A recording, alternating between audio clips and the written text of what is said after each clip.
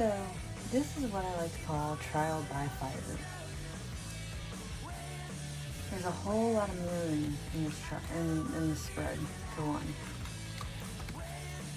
For two,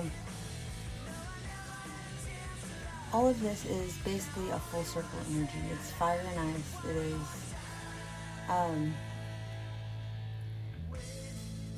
the winds of change and the tumultuous storm cloud that has to happen. You know, we're not in Kansas anymore, Toto type of shit. Now at the bottom, we have the connection and love flow from the union of two hearts. Your relationship is all sunshine, but two people can share one umbrella and survive the storm together. And there we go again with storms. Life is not about waiting for the storm to pass, it's learning to dance in the rain.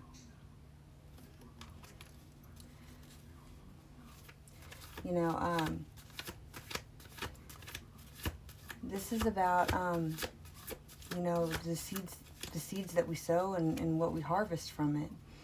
And understanding that storms happen regardless. It's how you choose to handle them. You know, and with 6 of Cups and 10 Wands here at the bottom, what this tells me is leaving old cycles in the past. You know, and we have the World here emphasized twice, along with the Hanged Man on top of that. Balancing self and really closing old chapters. Closing old chapters or facing new disasters.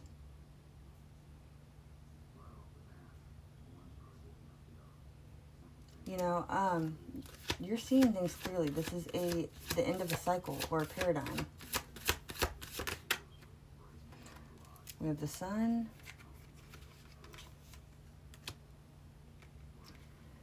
What I say about tumultuous winds. If the plan doesn't work, change the plan but never the goal. Speaking your truth. You know, clarity. Putting in the hard work. Seeing where the disconnect is between where you want to be and where you are currently. Planting roots and watering your soul. The wheat and the tares. You know, it wasn't until harvest that you could divide up the wheat versus the tares, because the tares look just like wheat until it's time to harvest. But if you tried to pull them too soon, well, you'd end up pulling a bunch of your wheat too. You know,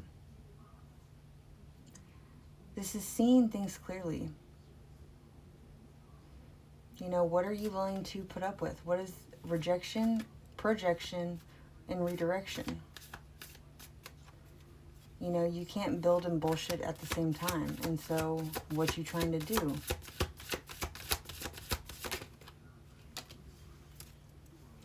And of course, Saturn is right in the fucking middle of this.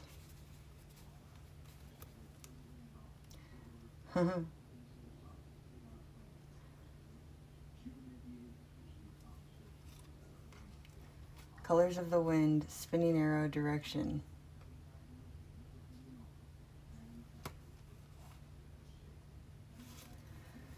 Boy, if that doesn't fit perfectly.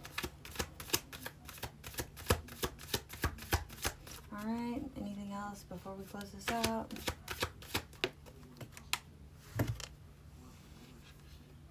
When the why is clear, the how is easy. We can't direct the winds, but we can adjust the sails. Phases of Mercury before inferior conjunction evening star. How you communicate. Refinement. Refining how you communicate. And